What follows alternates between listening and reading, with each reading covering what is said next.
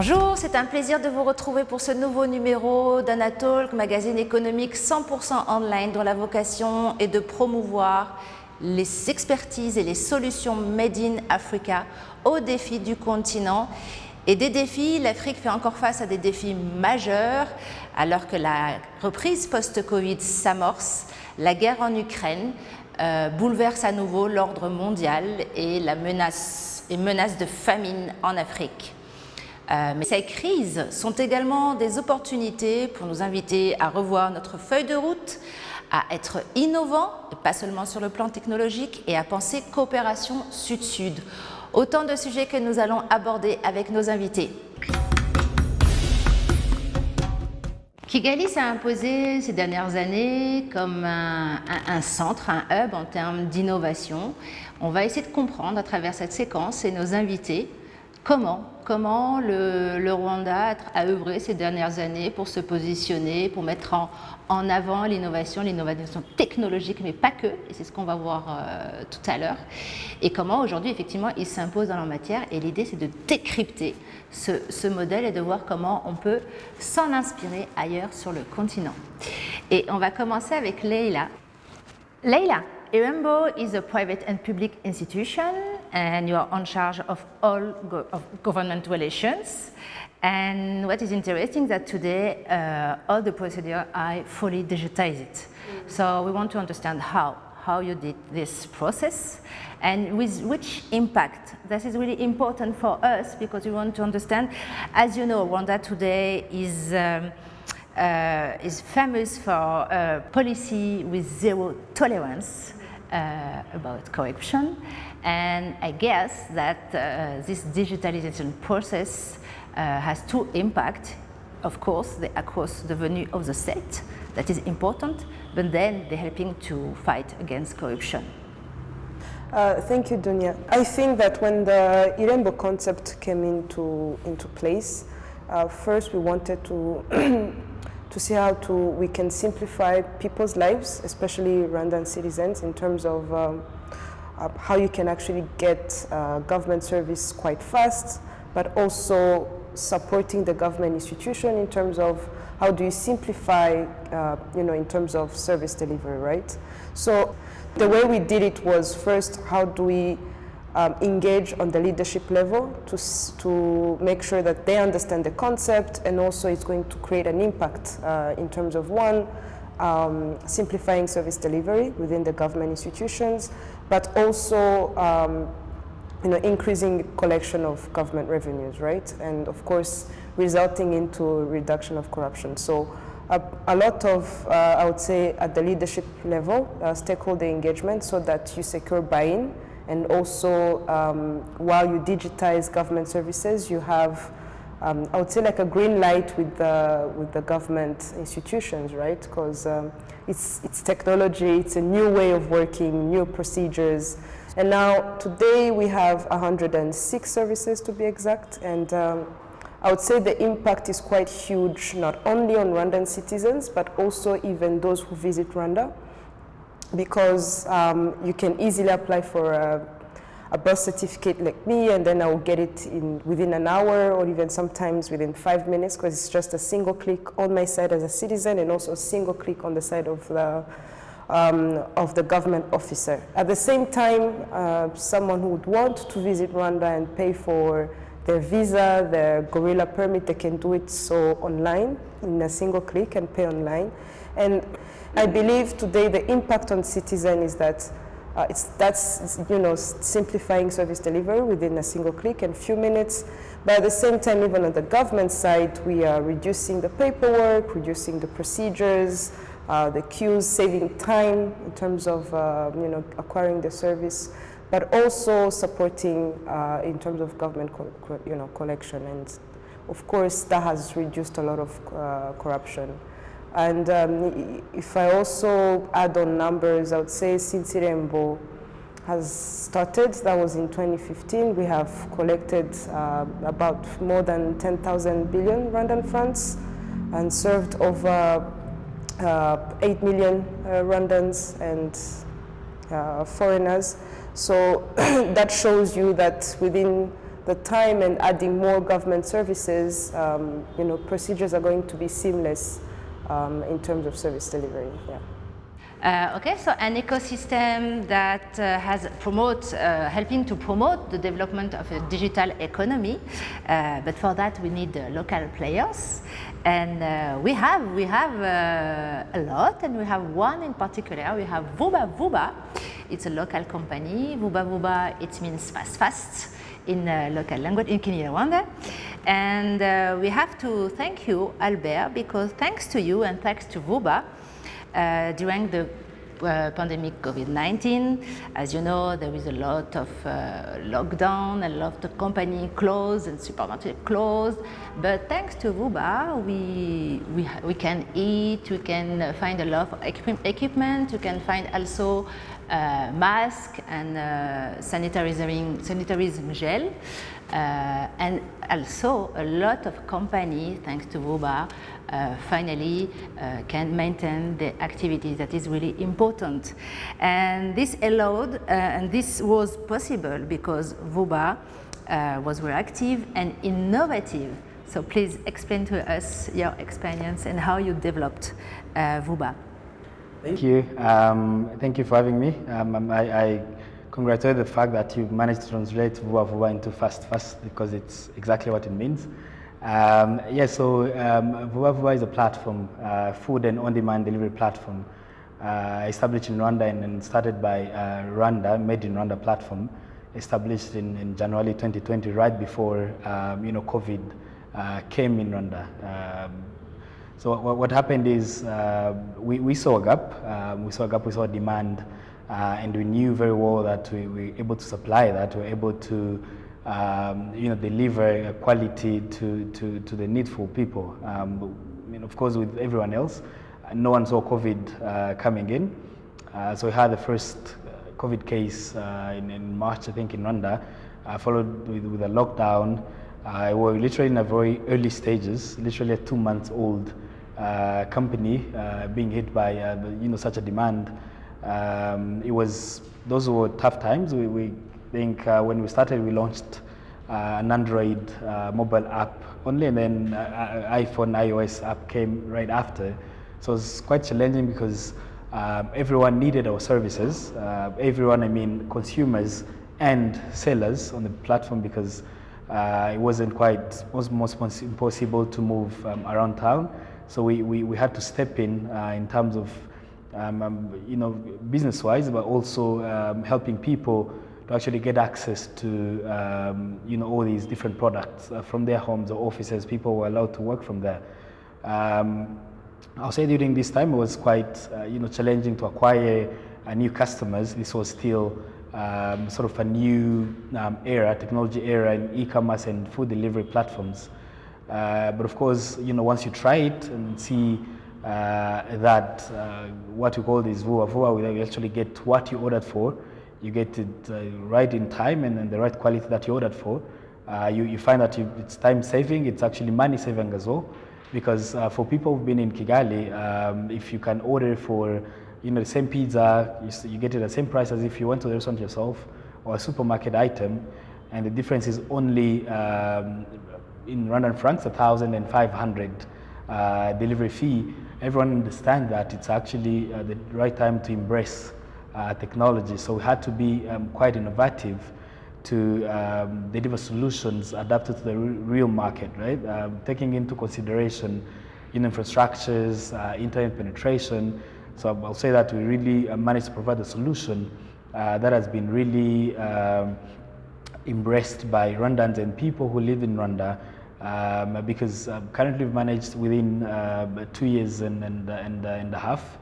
We're now averaging around 1,000 deliveries a day, and have successfully built a database of users which is almost closer to 40,000 in Kigali, and managed to expand to 2 more cities, Rubavu and Musanze. And we'll say that from different feedbacks, we're improving on a daily basis, and we've really been able to solve merchants and end consumers for merchants to remain in business during these tough times, and even after COVID I'll say that we're sort of getting to the post-COVID era.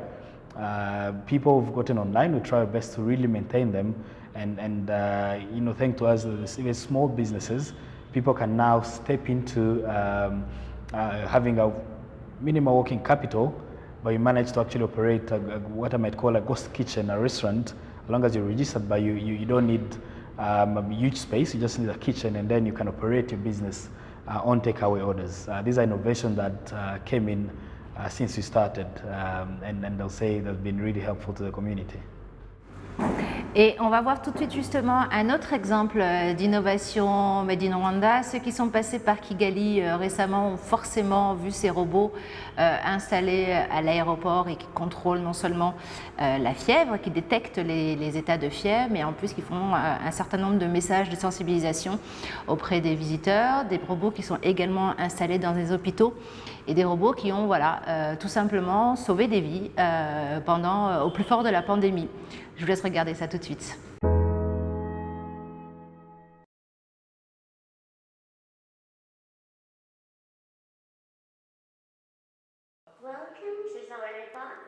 Among the first countries to adopt the most tough measures to fight against the COVID-19 pandemic, Rwanda has got a new tool to lead the offensive. Hello. Robots designed to detect infection cases, helping healthcare staff control the wearing of face masks in public spaces, and much more. This is a Made in Rwanda innovation. High-tech solution was brought to the Rwandan government by Benjamin to support in the fight against COVID-19 pandemic. We approached the government of Rwanda and we proposed a solution that we had customized with 3 of our robots. One robot which is mainly known as Cruiser, but in Rwanda we have customized it into giving it different Rwandan names. As you can see, one of them was called Ingabo and others called Ichizere. But these names came out of the government of Rwanda, and then we had to call the robot so that we can customize them. When we proposed the government of Rwanda about these solutions during the entire pandemic and the lockdown and so forth, and we're trying to see what is going to be the optimum way to prevent the spread of COVID-19. And with this solution is that the robot can detect, with the COVID-19, abnormal temperature is one of the symptoms, and actually the primary symptom of COVID-19 patients. So the robot has the capacity to detect at least between 50 people to 160 people in a minute. This is people who are structured and unstructured people, groups of gathering. So we suggested to the government that given that some basic essential services are still provided, it would be better to have these robots in large gathering places so that they can detect people with abnormal temperature. This could increase the comfort of other people in the surrounding, in the place. And the other thing that the robot can do is mask detection. The robot could be able to detect if someone is wearing a mask or not, if the mask is worn appropriately or not, and it could give real-time alerts and alarms, and also inform the control center of the robot that they have detected someone who is not putting on a mask.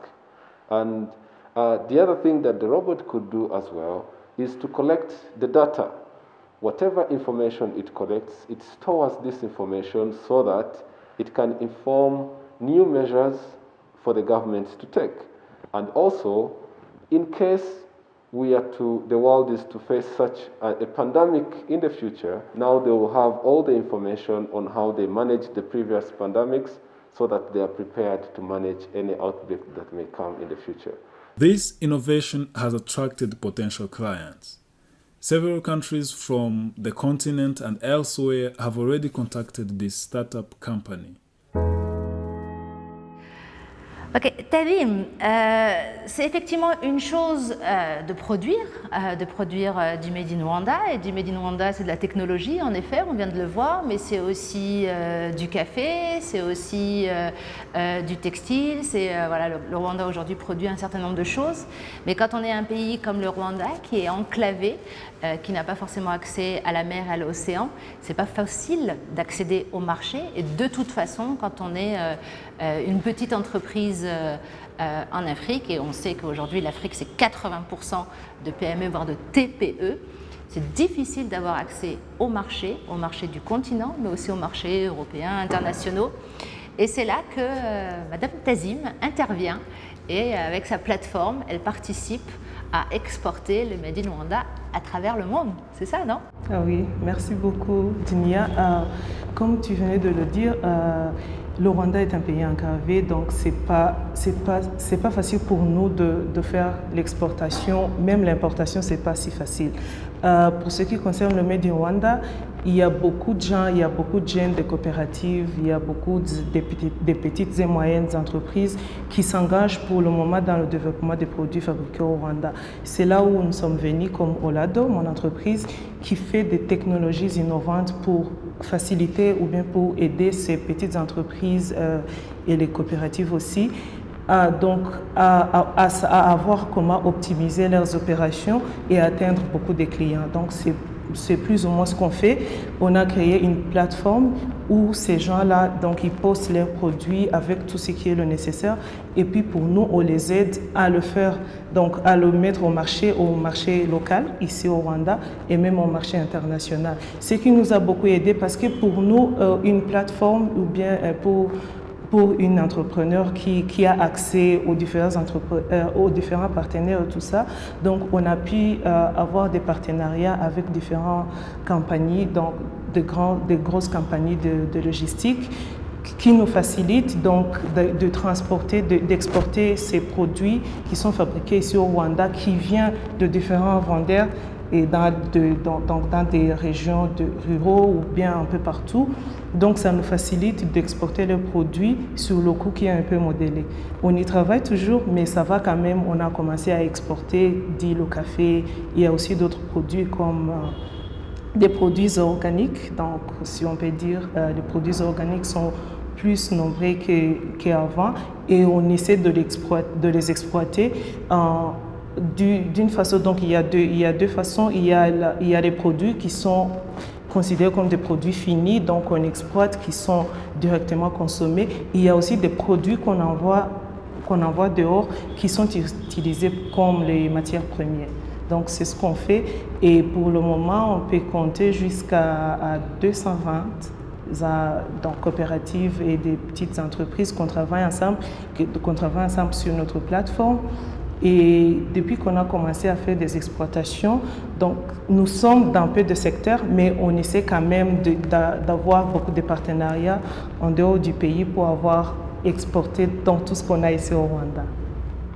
Excellent. Et c'est ça aussi, hein, on parlait d'innovation et je soulignais que l'innovation n'était pas que technologie. Ce qui est intéressant dans l'expérience de Tadim, de cette plateforme qui est une plateforme d'e-commerce finalement, c'est les partenariats. Et c'est vrai que dans ce sens aussi, le Rwanda est un bon exemple où déjà on a encouragé les petits entrepreneurs, les petits producteurs à se réunir en coopérative pour effectivement bénéficier de plus d'accompagnement de l'État, mais aussi, comme le montre Tadim, de mettre en place des partenariats à la fois locaux, mais aussi régionaux et internationaux pour avoir plus de facilité pour aller sur ces marchés internationaux. Juste avant de continuer avec les autres invités, Tadim, on entre dans une nouvelle ère aujourd'hui en Afrique, c'est avec la ZLECAf. L'Afrique est devenue le plus grand marché mondial. Même si voilà, aujourd'hui la ZLECAf est entrée en vigueur, un certain nombre d'États l'ont ratifié, reste aujourd'hui à mettre les processus en place d'État à État. Certes, c'est un processus qui va demander du temps, mais c'est effectivement, quand même, on enregistre des avancées réelles, et malgré la Covid et tous les événements qu'on rencontre.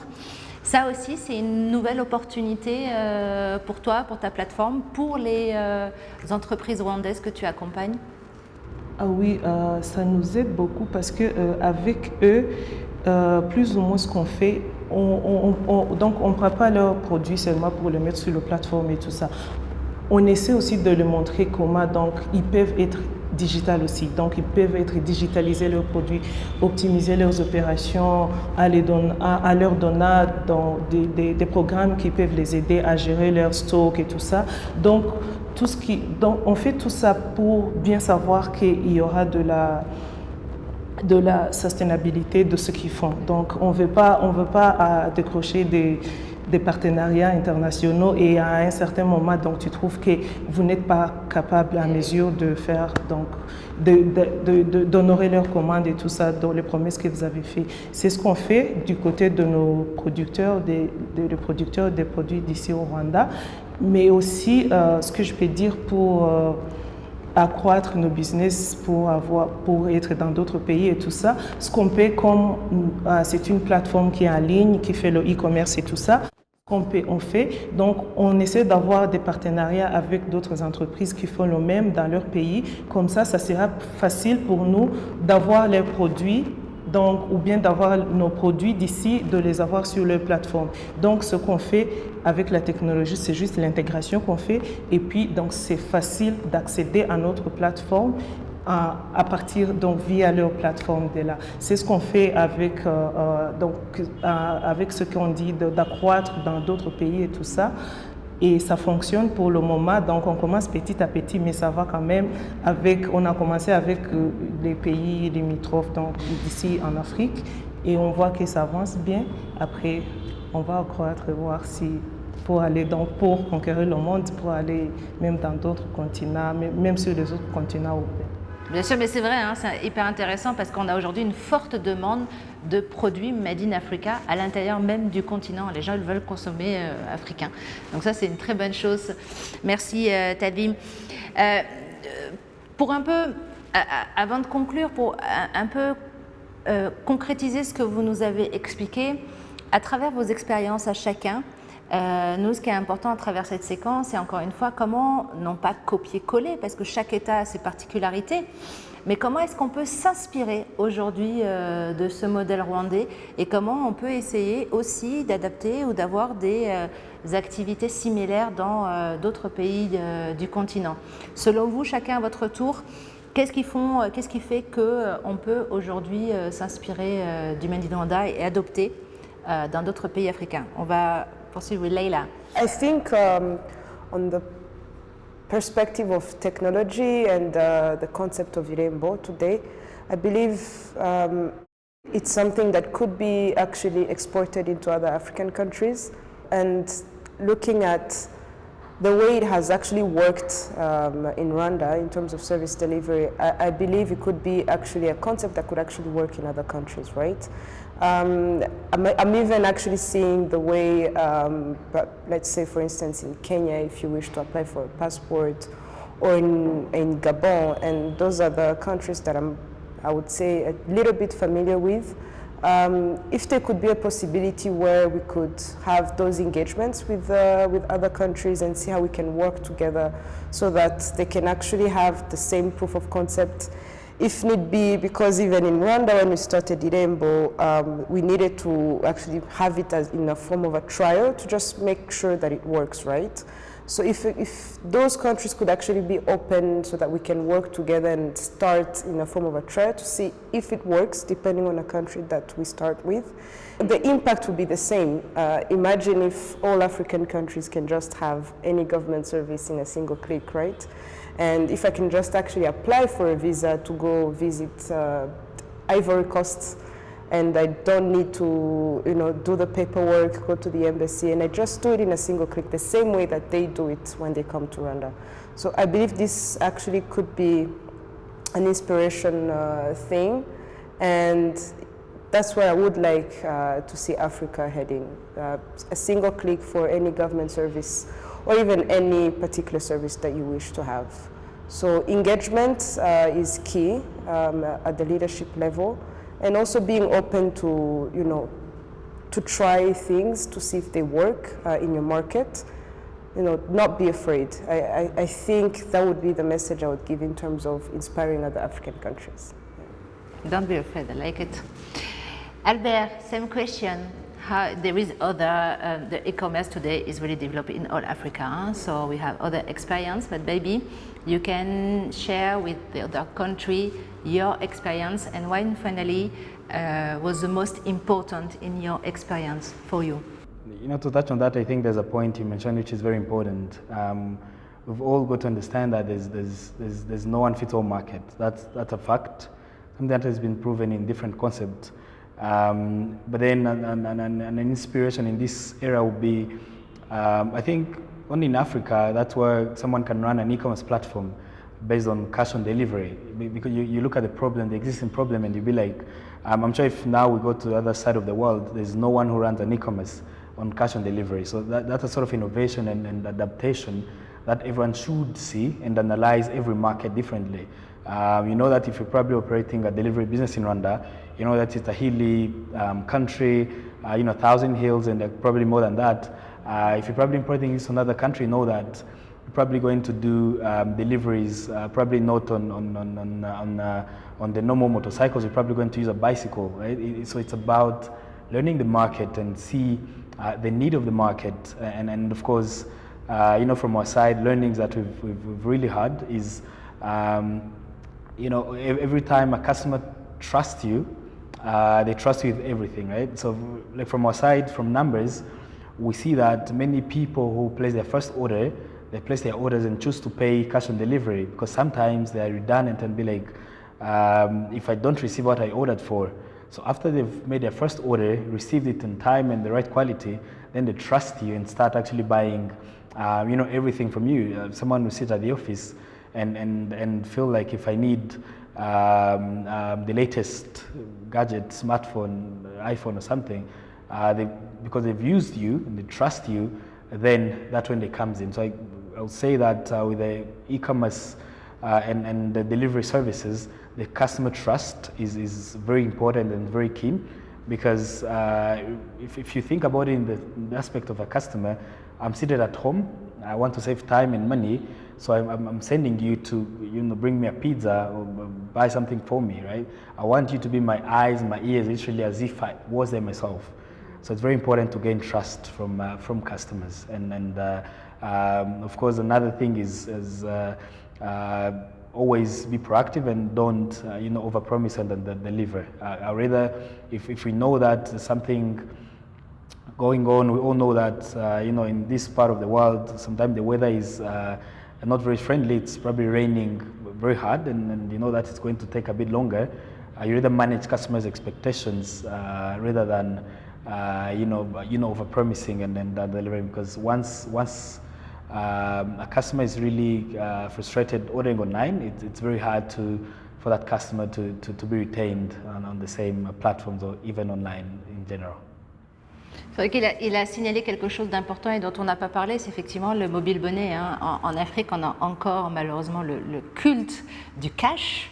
Et dans un continent où on a quand même une majorité de la population qui n'est pas encore bancarisée, on a effectivement, avec le mobile money, on arrive à avoir, y compris pour des petites entreprises, un gain de temps, de sécurité, d'argent, etc. Et ça marche très bien au Rwanda et je peux le dire parce que j'en suis une adepte, on peut payer effectivement ses factures d'électricité, son taxi, y compris son taxi moto, ses courses via Vuba, ses taxes via mobile money. Effectivement, c'est un gain de temps, ça permet aussi plus d'économie et c'est aussi un gage de sécurité, mais encore faut-il la confiance, ça c'est un élément très important. Tazim, toi qui travailles déjà avec d'autres pays africains, est-ce qu'il y a effectivement des choses dans ton expérience ou dans l'expérience rwandaise que tu penses, des best practices qui peuvent aussi inspirer nos amis d'autres pays du continent? Merci beaucoup. En parlant de la confiance et aussi de la confiance des clients et d'un service pertinent qu'on doit offrir à nos clients, mais il y a aussi pour nous qui font de l'export, il y a aussi les standards internationaux qu'on doit avoir avec nos produits et tout ça. Et je crois qu'avec ça, c'est un grand problème parce que même avant d'avoir des marchés internationaux et tout ça, ils demandent ça. Et le standard qu'ils demandent doivent être donc consistants. Donc, ça ne doit pas changer. C'est ce qu'on fait ici avec des coopératives et des petites entreprises.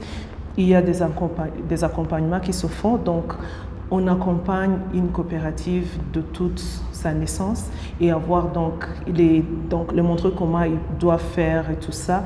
Je crois que avec ce modèle-là, de leur donner du temps avant de les donner des certificats de standardisation, c'est plus sûr de savoir que ce qu'ils produisent, ils vont être compétents sur le marché international. Je crois que c'est ça, au lieu de faire les choses et voir, donc c'est bon avec toi, donc avec toutes les conceptions que tu as fait et tout ça, et donc tu crois que ça va être compétitif au marché international. Non, il faut d'abord avoir des standards. Il y a des standards qui sont internationaux, mais je crois que aussi on doit aussi avoir des standards africains. Donc on doit aussi créer nos propres standards parce que ce sont nos produits, ils sont fabriqués ici en Afrique. Donc je crois qu'avec le temps, après avoir atteint les standards internationaux et tout ça, on doit savoir comment on peut créer nos standards africains. Comme ça, donc ça sera les produits africains fabriqués en Afrique qui ont les standards africains. Donc pour les internationaux aussi, ils doivent aussi se soumettre sur nos standards. Sinon, si on va continuer à mettre nos produits aux standards, à leurs standards, si je peux dire, ça aussi, ça va changer. Donc ça ne sera pas purement Made in Africa. C'est ce que je peux dire. Mais c'est un point extrêmement important. Merci Tadim de souligner. Effectivement, moi je prends l'exemple des produits haute technologie qu'on importe en Afrique et qui ne sont pas adaptés effectivement à nos conditions climatiques, à la poussière qu'on peut avoir. Parce qu'on c'est de la terre, hein, chez nous encore heureux, Dieu merci. On n'a pas encore gâché mère nature, on a encore des conditions malheureusement météorologiques qui ne sont pas forcément compatibles avec les appareils technologiques qu'on fabrique à l'international. Donc oui, c'est vrai. Et puis, moi, j'aime bien inviter aussi donc ces sociétés internationales à adopter nos propres standards. Et ça aussi c'est une forme d'innovation. If I can ask you just a last word to conclude, for you, qu'est-ce que c'est finalement qu'être innovant? C'est quoi l'innovation? C'est très philosophique, hein, mais concrètement aujourd'hui, oui, l'Afrique, on a plein de défis. On a des défis d'hier, l'électricité, l'énergie pour tous, l'éducation pour tous, la santé pour tous, les infrastructures. On a les défis d'aujourd'hui. On est encore dans cette période de reprise post-Covid-19. On a cette guerre en Ukraine qui a un impact également chez nous. On a les défis climatiques. Comment est-ce qu'aujourd'hui on doit être encore plus innovant pour répondre à ces challenges? Tadim. Si je peux commencer, pour moi, je crois que d'abord c'est de s'adapter, de savoir s'adapter au changement. Et en plus de ça, donc, il nous faut de regarder donc, quels sont les obstacles que nous sommes en train de faire face et qu'est-ce qu'on peut y faire.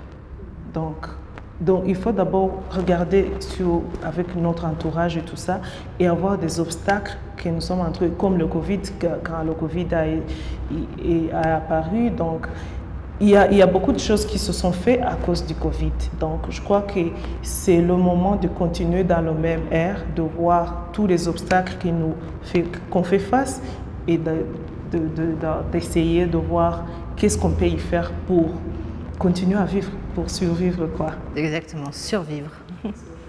Leila. For me, innovation, I think she touched a really good point of adapting to change, and also whenever you experience any obstacles, just to try and think differently. So even when in technology, I think even a lot of people associate innovation with technology. But it's not just that, because you can still apply technology but not innovate. And for me, I think that innovation would be, thinking outside the box, right? And also, what you are changing, how do you make sure that, it's impacting, whether it's a product or a service you're trying to give, just making sure that it's impacting differently from the way that person was getting. So. Innovation would be changing the ways you're doing or changing the ways you're approaching to things, but also how do you make sure that the way you're changing, you're adapting to, you know, the current situation, but also creating impact as well. Creating impact that could have value addition, that could have simplifying anything, you know, procedures, anything really. So change and also making sure that you are creating impact, yeah, as innovation. Albert, last word is for you. Look, I think you know, my colleagues really touched very important points. I can only add a few to what they said. I think in this era in which we are, we need to spend more time actually, you know, knowing who our customers are and actually paying more attention to them, right? Because sometimes you might even have a very good solution, but then it's not adapted to the people that you're actually providing it to. So I think it's very important to listen to your consumers and your customers, so you're able to provide a proper solution to them.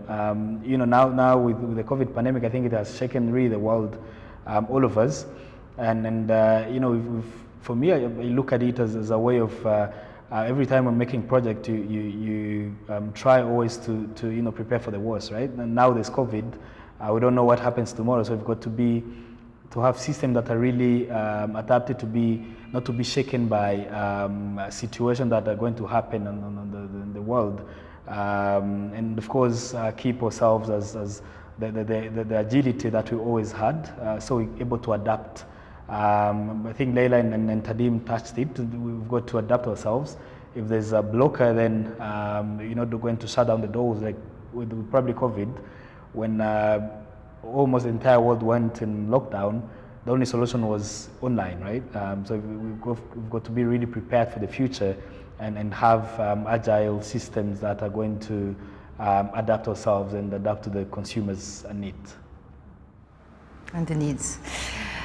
Si je peux compléter, effectivement, bon, je vis au Rwanda depuis 3 ans maintenant. Africa News Agency est basée depuis 3 ans maintenant à Kigali, et je ne prétends pas encore avoir décelé tous les mystères du success model rwandais, mais je pense que si je peux compléter vos avis à tous, moi il y a quelque chose que je trouve extrêmement important qui marche au Rwanda et qui fait que ça marche au Rwanda et qu'on ne sait pas faire, je pense, ou pas encore dans nos autres pays africains. C'est comment, effectivement, il y a un leadership très fort, mais il y a aussi une adhésion, en fait. Il y a un leadership qui fait en sorte que dès qu'il y a une décision importante, comme mettre toutes les procédures administratives en ligne, il faut que le citoyen comprenne, il faut qu'il trouve son intérêt, il faut que ce soit facile, il faut que ce soit clair pour lui. Il y a cet effort aujourd'hui, à travers ce mode de gouvernance au Rwanda, pour aller vers la population, pour expliquer ce qu'on fait à la population et quel impact cela va avoir sur leur niveau de vie et finalement sur le pays. Et ça, je pense que c'est quelque chose de très important. Thank you, merci beaucoup à tous. On va continuer à vous suivre, on va continuer à s'inspirer de vos réussites et je vous dis à très bientôt. Merci.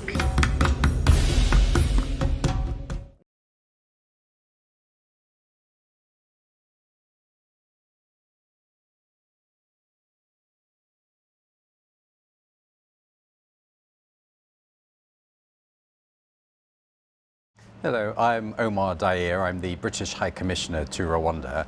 The High Commission works with our partners in Rwanda on a big range of things, whether it's development, whether it's promoting trade, whether it's supporting good governance and building cultural links between our two countries.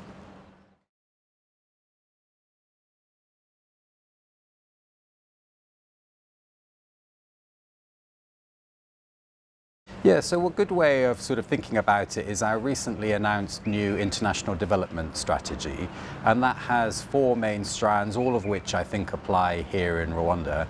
The first one is on building investment partnerships. So we work with UK businesses to encourage them to invest in Rwanda. We see good examples of that already, particularly in green technologies. We have some good businesses that work in that area. The second area is particularly on women and girls. And for us in Rwanda, what that means is our large program on education. And we're increasingly focusing that on learning outcomes for girls, because we think that if girls succeed, then that helps the economy and the development of the country. And of course, we see in Rwanda a lot of really great examples of women leaders. So we'd like to encourage the next group of those people. The third area is support on humanitarian, which is a really big priority for the UK across Africa and across the world. We obviously don't have humanitarian crises here in Rwanda, but what it applies here is our support on social protection. So we provide funding for those who are at the very bottom of the income scale, who need support to pull themselves out of extreme poverty. And then the final area is working on some of the really big global challenges that we face at the moment. And two of those that are really key here are climate, where we are very strong partners. And in the wake of COP26, which we hosted in Glasgow, we work closely with the Ministry of Environment on environmental projects, on protecting nature, and then also on tackling health issues. So with the COVID crisis, we have had a partnership where we've donated vaccines here, we're donating personal protective equipment as well, and so we're trying to promote those partnerships.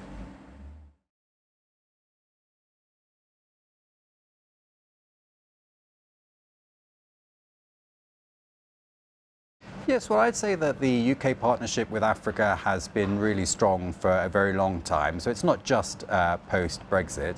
I think what you have seen post-Brexit, though, is the UK government thinking particularly about how we build new trade partnerships on our own with African partners. We're working on that with the East African community at the moment.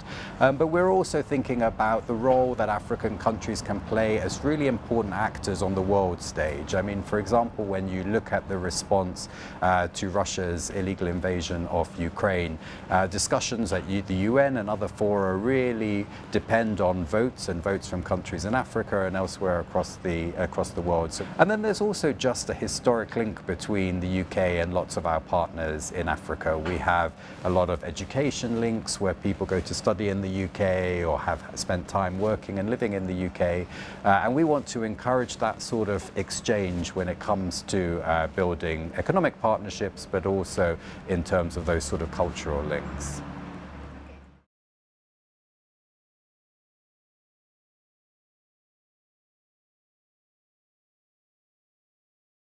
I think what we're seeing is that the Commonwealth is becoming more important all the time.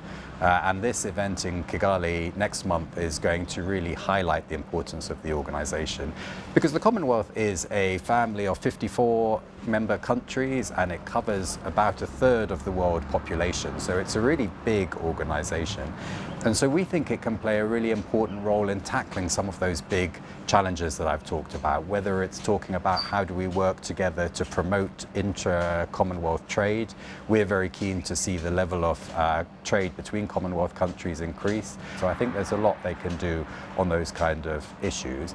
But it's also about our shared values. I think one of the things that the Commonwealth is really good at is promoting the things we all believe in and all commit to.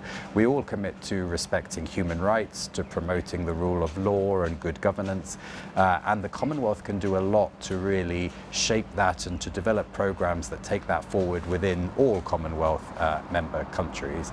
And then I think for Kigali and for Rwanda, it's going to be a really important moment because it's a chance to shine on the world stage. We know that Rwanda can host these global events really well. We've just seen the Sustainable Energy for All conference. We've got the ITU conference coming up. So we know that Rwanda can do it. But this is going to be the biggest one of them all. We're expecting many heads of government, including my own, who will come here. We're expecting Prince Charles to be here as acting head of the Commonwealth in place of the Queen.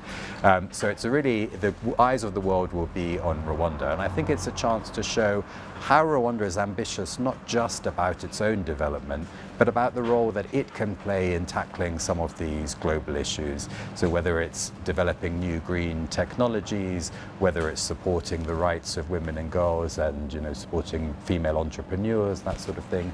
And I think there'll also be a real focus on youth, because the Commonwealth is a very young community. I think about 30% or more of the population are under 18. So really thinking about how can we use that energy and that potential of the young people across the Commonwealth to drive progress and development for all our members. Bonjour Didier Acuté, on est ravis de vous recevoir sur cette édition d'Anatalk et puis on va parler avec vous, comme de coutume, de PME. Et la première question que j'aimerais vous poser, parce qu'en plus vous avez récemment pas mal baladé, vous êtes pas mal baladé sur le continent, donc vous allez nous apporter des informations fraîches. Comment vont nos PME? Bonjour Dunia, ravi d'être là. Alors, les PME ne vont pas très bien, honnêtement, et ce n'est pas très surprenant puisque la crise sanitaire reste toujours active dans beaucoup de pays où il y a toujours des couvre-feux, des semi-confinements, avec malheureusement des réponses publiques qui ont été apportées aux PME qui étaient largement insuffisantes. Pour vous donner une idée, dans les pays développés, le soutien au secteur privé a représenté 20 à 25% du PIB de ces pays, tandis que sur le continent africain, on parle plutôt de 1 à 3% selon les pays. Or, c'est le continent où les PME souffrent le plus parce qu'elles ont déjà beaucoup de difficultés d'accès au financement, au marché, et paradoxalement, c'est là où elles ont eu le peu d'accès au financement ou au soutien, en tout cas public. Alors, quelques PME ont eu un soutien pendant 2-3 mois, et puis les programmes se sont arrêtés.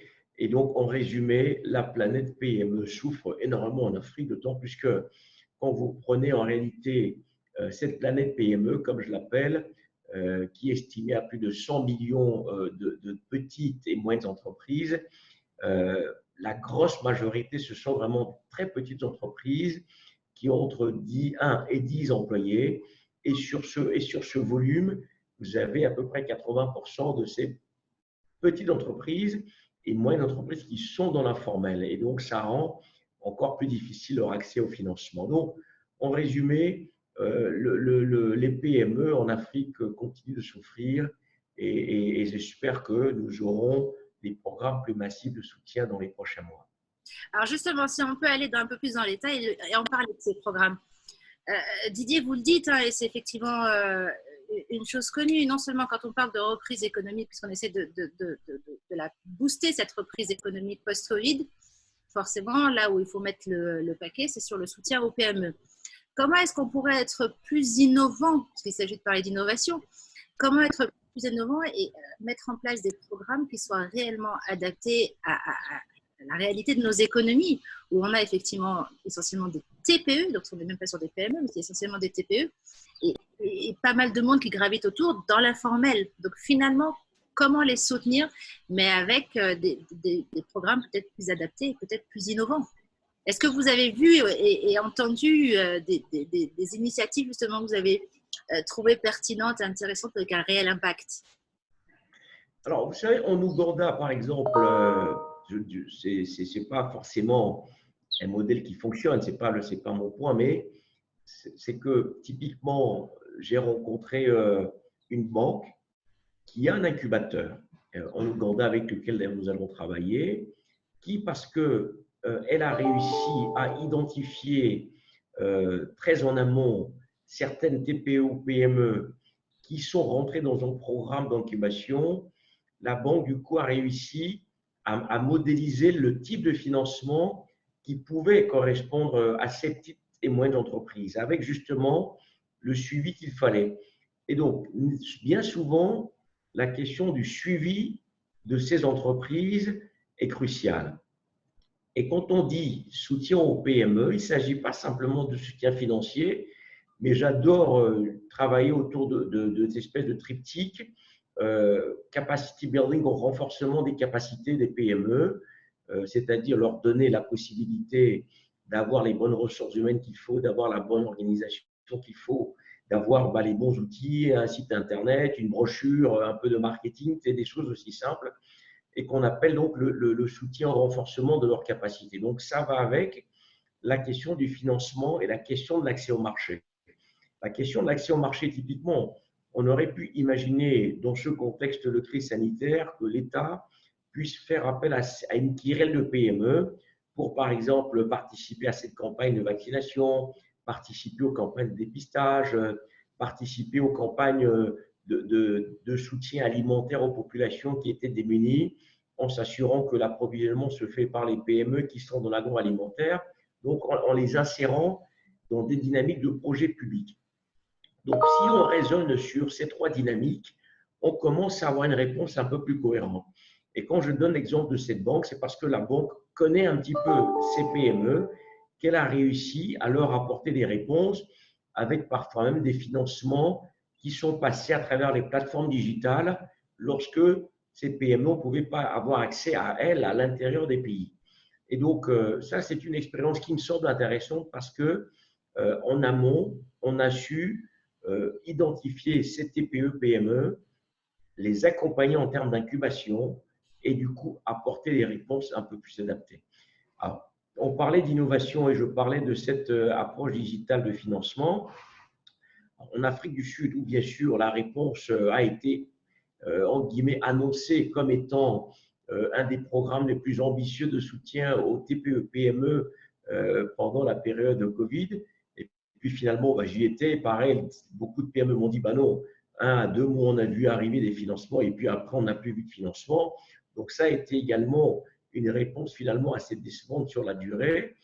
Et là, ce qui était intéressant, parlant de digitalisation, si vous vous souvenez, lorsque nous avions fait le forum des PME en 2019, nous avions invité un certain nombre d'acteurs de la digitalisation en matière de financement de TPE-PME qui avaient réussi en une année à mobiliser, en tout cas à octroyer plus de 500 millions de dollars de financement des TPE-PME. Et en Afrique du Sud, en rediscutant avec certains de ces opérateurs de financement digital, qui m'ont dit effectivement qu'elles ont réussi à suivre certaines de leurs TPE qui étaient déjà sur leur plateforme et qui ont pu bénéficier de soutien financier, pas des montants très élevés, mais qui quand même, quand on parle d'une toute petite entreprise qui peut-être a besoin de 2 000 $, de 3 000 $, 5 000 $, arrive à trouver des réponses à travers ces plateformes digitales. Je trouve que donc c'est encourageant parce que ça permet de les cartographier et de voir comment leurs besoins évoluaient pendant cette crise qui était vraiment difficile. Donc, voilà un ou deux exemples qui, à mon avis, sont intéressants à regarder de près. J'aimerais aussi qu'on s'intéresse à des contre-exemples sans fâcher personne, mais sans citer personne, on n'est pas là, c'est pas polémiquer, mais pour comprendre. J'aimerais prendre l'exemple de ces compartiments PME que plusieurs bourses ont mis en place. Voilà, ça a été présenté effectivement comme des initiatives intéressantes et il y a eu pas mal de communication et de bruit, si je peux me permettre de m'exprimer ainsi, autour de ça. Au final, plusieurs années après, on se rend compte que ça ne marche pas. Qu'est-ce qui coince? Et finalement, pourquoi ce type de programme, encore une fois, ne fonctionne pas adapté à nos réalités locales, pas assez de moyens mis en place, à la fois humains, financiers, etc. Ou peut-être juste aussi toujours ce fossé entre des institutions publiques qui font des propositions et au final des PME qui sont le nez dans le guidon et qui n'ont pas forcément toujours accès à l'information. Alors, dans l'absolu, c'est une bonne manière de mobiliser des ressources pour les PME. Et quand vous regardez, par exemple, en Chine, il y a une quinzaine de jours, donc ils ont mis encore en place une bourse des PME spécialisée dans le digital. Et ces PME, ces TPE vont mobiliser des milliards de dollars certainement parce que le marché est relativement mûr et profond. Alors, il y a à mon avis deux sujets. Le premier, c'est que d'abord, une PME, une TPE, naturellement, lorsqu'elle se tourne vers le marché, va d'abord voir le banquier. Or, quand vous l'amenez déjà sur le marché financier, ça veut dire qu'il faut déjà qu'elle soit assez mûre et qu'elle ait assez de data et qu'elle accepte d'ouvrir en fait son capital au marché parce que vous allez céder en fait une partie de vos actions, donc de votre capital au marché. Et donc, c'est déjà une étape assez importante dans la vie d'une PME qui peut-être déjà dans un premier temps accepterait déjà d'ouvrir son capital à un fonds d'investissement puisqu'elle peut parler à quelqu'un. Un fonds d'investissement, quand vous l'ouvrez, vous allez discuter avec les gestionnaires du fonds, qui vont vous rendre visite, qui vont discuter avec vous, qui vont vous aider dans votre programme de développement. Et vous allez à un moment donné avoir suffisamment confiance pour ouvrir votre capital à ce fonds d'investissement. Là, on dit ouvrir le capital à des gens que vous ne connaissez pas sur un marché. Donc, il y a peut-être encore une étape qu'il faut faire passer à nos PME avant qu'elles n'aillent sur le marché financier, qui est une autre étape. Donc, je dirais, il y a une question aussi de pédagogie, de question de confiance, de mise en confiance de ces PME avant d'aller sur le marché financier. Alors, deuxièmement, côté marché financier, on sait pertinemment que ces marchés ne sont pas assez profonds, donc en termes souvent de liquidité aussi, et puis aussi de connaissance de ces acteurs PME, parce que pour que quelqu'un achète des titres émis par une PME, il faut aussi avoir confiance dans ces PME. Donc, je pense que le marché peut-être aujourd'hui n'est pas encore assez mature pour accueillir ces PME, et donc c'est dans les deux sens. Donc, il faudra peut-être encore un peu plus de temps pour que ces compartiments PME attirent suffisamment de PME, mais aussi que les investisseurs soient assez confortables pour acheter ce genre d'actifs. Mais clairement, c'est une innovation, hein. C'est une opportunité pour les PME et ça va demander probablement encore un peu plus de temps. Malheureusement, du temps. Dans ce contexte, on n'en a pas forcément. Alors, on va faire par contre un retour là dans le passé. Ce qui est amusant, Didier, c'est qu'on a commencé l'année 2021 avec vous et on faisait le point justement à la fois sur 2020 qui avait été annoncé au final comme une année chaotique pour l'Afrique. Ça n'a pas été le cas. On a beaucoup parlé de résilience et d'innovation, notamment digitale et pas seulement. Au final, 2021, beaucoup d'espoir, mais on voit qu'il y a eu quand même beaucoup de stagnation parce qu'effectivement, on est toujours dans ce contexte Covid. Et si on pouvait un peu se projeter dans un avenir qu'on espère rayonnant pour nous tous, que nous réserve 2022, cher Didier? Alors là, nous avions pensé pouvoir lire dans la boule de cristal en 2020 et finalement, on n'a pas réussi. On s'est dit 2021, la boule était un petit peu plus d'aller nous éclairer, mais pas davantage. Alors, je ne m'aventurerai pas sur 2022. En revanche, ce que je pourrais dire simplement, c'est que on voit bien que la reprise est très cyclique avec la crise pandémique qui va, qui vient. Et quand on voit encore les mesures de confinement qui s'annoncent, on a plutôt le sentiment qu'on va être encore dans un cycle haussier, baissier, donc avec beaucoup d'incertitudes. En revanche, l'enseignement de ces 2 dernières années, donc 2020-2021, c'est que clairement, s'il n'y a pas de programme massif de soutien à l'économie, et notamment aux PME en Afrique, beaucoup vont encore mourir. Et beaucoup sont mortes entre 2020 et 2021. Donc, je dirais la réponse, lui, doit être beaucoup plus ambitieuse et beaucoup plus forte qu'elle ne l'a été. Donc, ça, c'est, je dirais, la première réponse qu'il faut qu'on apporte. Deuxièmement, qu'on accélère la digitalisation de tous les processus et de la transformation économique de ces PME et donc de nos économies. Et puis troisièmement, et ça c'est en lien avec le forum des PME que vous connaissez bien, c'est qu'il faut fonctionner en termes de coalition. Et vous savez que la BADEA, donc la Banque arabe pour le développement économique de l'Afrique, lorsque nous sommes séparés en 2019, avait pris l'engagement de porter ce programme de coalition de soutien aux PME et qui a donc fait l'objet d'un lancement au Caire en novembre 2021, cette année. Et donc, l'émission qui sera diffusée en 2022 devrait voir la mise en place de cette coalition à travers une réunion qui est prévue justement à Kigali, probablement durant le premier trimestre 2022, où les différents acteurs de la coalition, que sont les banques de développement, les fonds de garantie, les banques d'investissement, les banques commerciales, les fondations qui aujourd'hui œuvrent au soutien des PME, pour qu'il y ait un programme cohérent d'appui où chaque acteur de la coalition va jouer son rôle. Jusqu'à présent, c'est que chaque acteur prenait des initiatives de manière isolée. Or, on voit bien que c'est une réponse globale, concertée, qui doit avoir plus d'efficacité. Donc, je pense que peut-être la bonne nouvelle de 2022, c'est cette fameuse coalition qui devrait voir officiellement le jour avec des réponses plus concertées, des mesures plus ambitieuses et plus cohérentes d'appui aux PME avec des programmes qui auront lieu dans différents pays, qui devraient être soutenus par la coalition.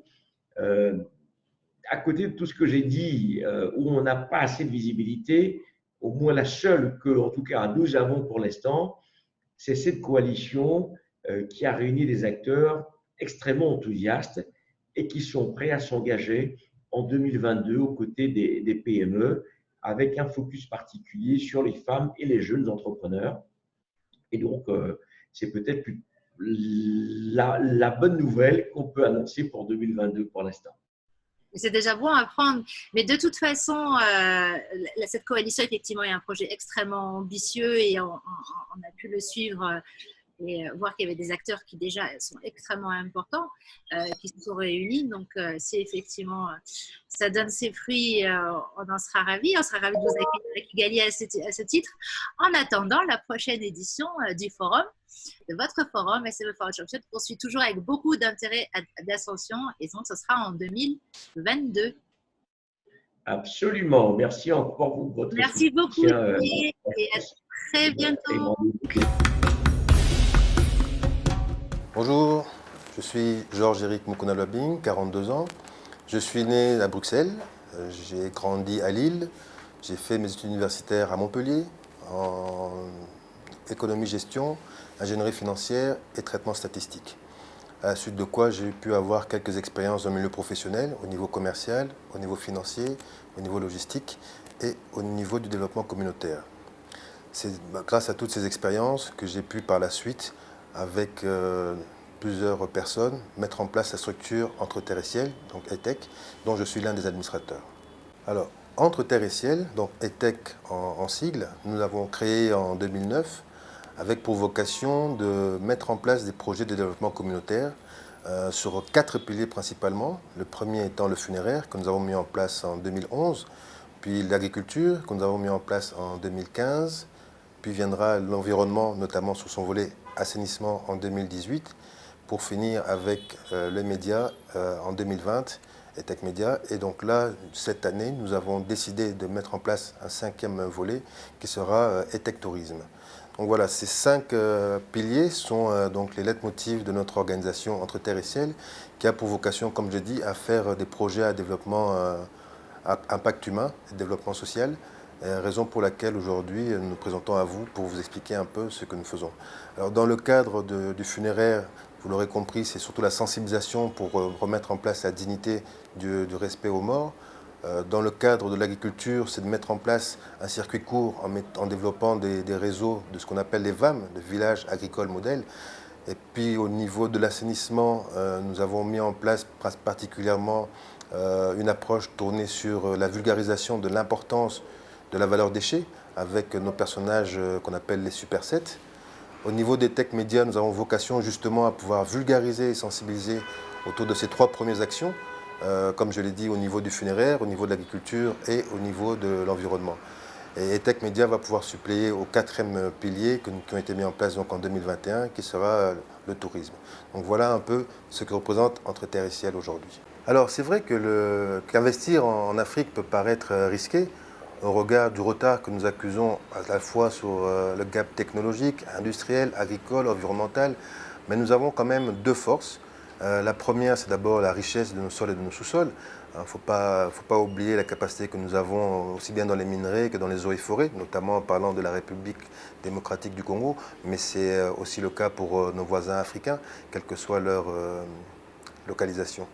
Et nous avons cette 2e force qui est la jeunesse. La jeunesse africaine, d'ici 2050, va représenter 35% de la jeunesse mondiale.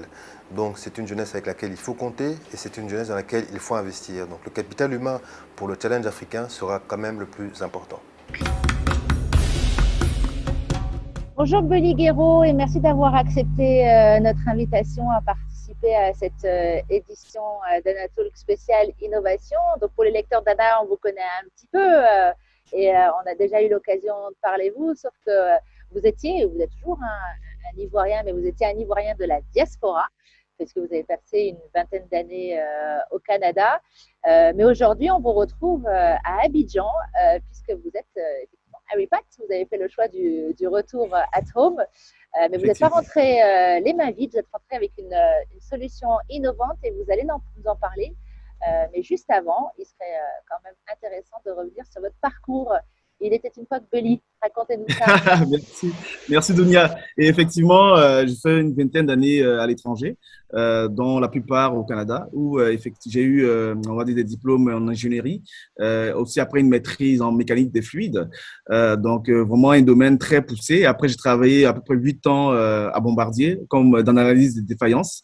En réalité, quand les avions, on va dire, s'écrasaient, ou bien il y avait un problème sur l'avion, on nous appelait pour les autoriser à voyager ou pas. Donc, effectivement, c'était un gros détournement parce que après, j'ai démissionné de mon poste de Bombardier pour aller dans la finance où j'ai créé effectivement Galerie Financière, qui est une firme de financement immobilier, financement commercial, où j'accompagnais les entreprises canadiennes et les Canadiens même dans leur processus d'investissement. Donc, effectivement, aujourd'hui, je suis en Côte d'Ivoire depuis à peu près un an maintenant et ça se passe super bien. Et comme tu l'as dit, je suis revenu ici avec une belle solution que j'aimerais proposer à toute l'Afrique.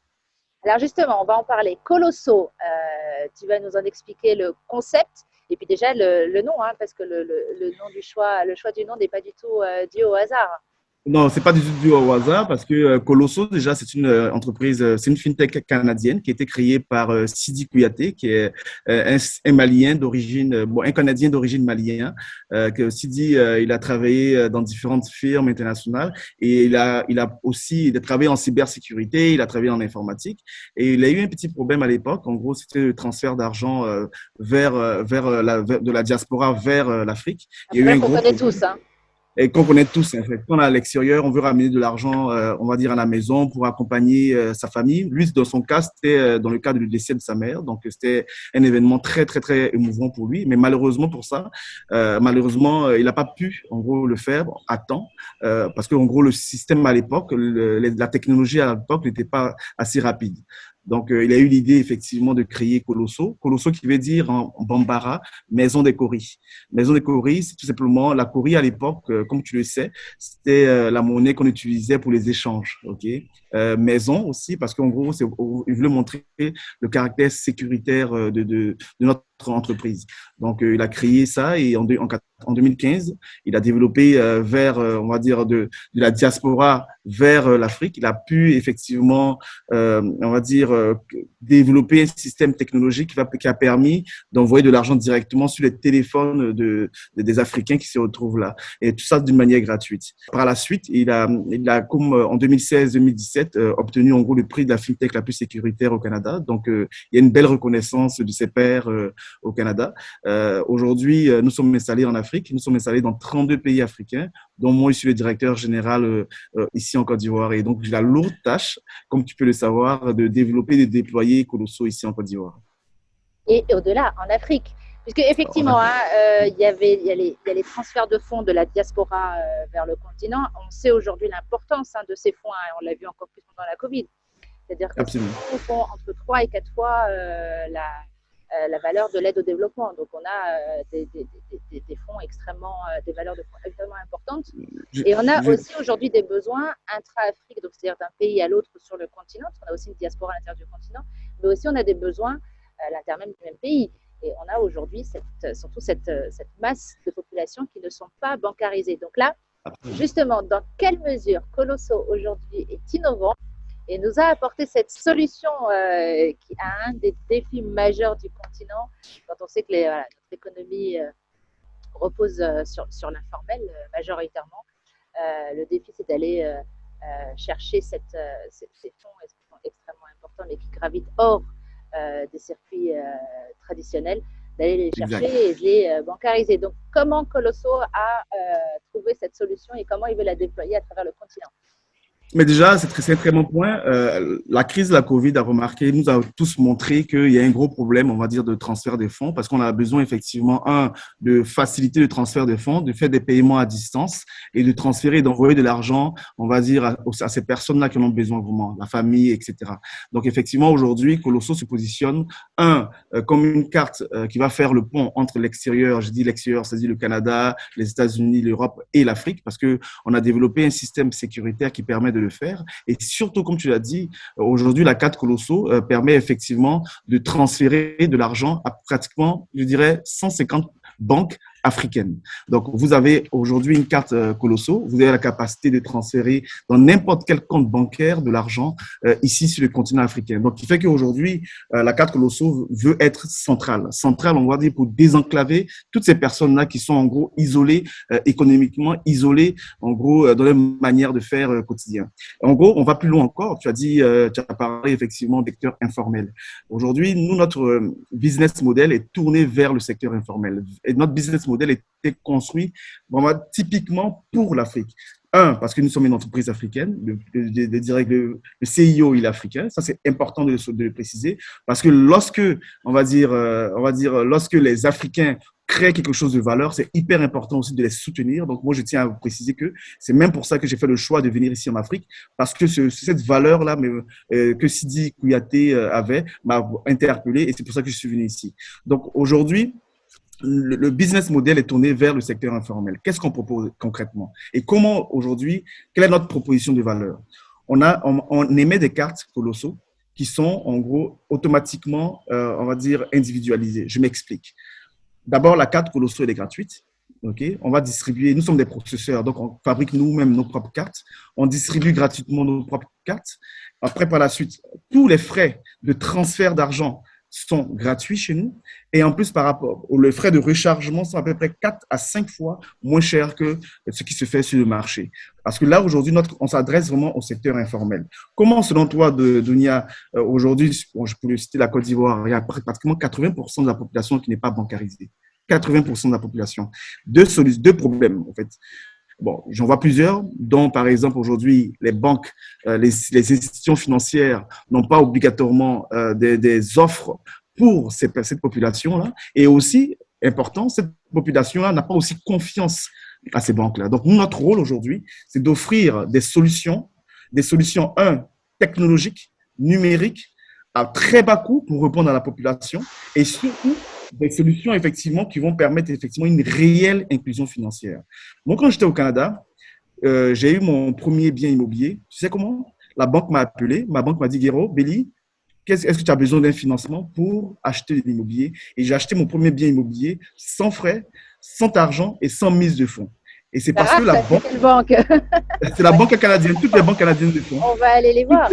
Toutes les banques canadiennes le font. Parce qu'aujourd'hui, à l'époque, la banque canadienne me connaissait, elle connaissait mon comportement, elle savait comment je travaillais, elle avait confiance en moi. Et moi aussi, à l'époque, j'avais confiance en ce système-là. Qui fait que, concrètement, c'est ce système-là qu'on veut apporter ici en Afrique.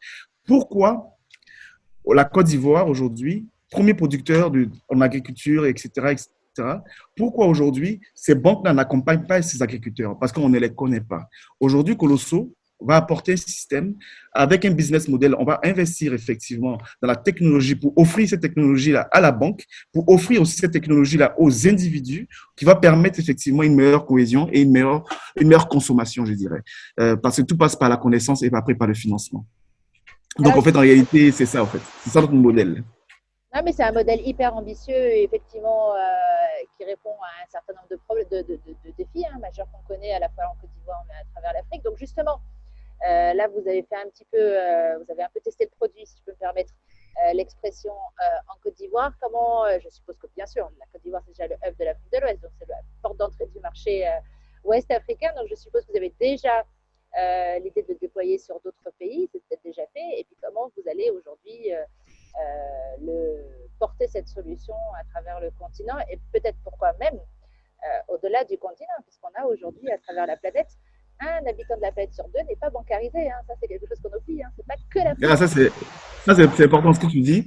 Écoutez, j'avoue que notre solution elle est très simple. En fait, au plus de la solution, au plus des cartes de paiement qu'on offre, on va aujourd'hui faire de l'agency banking.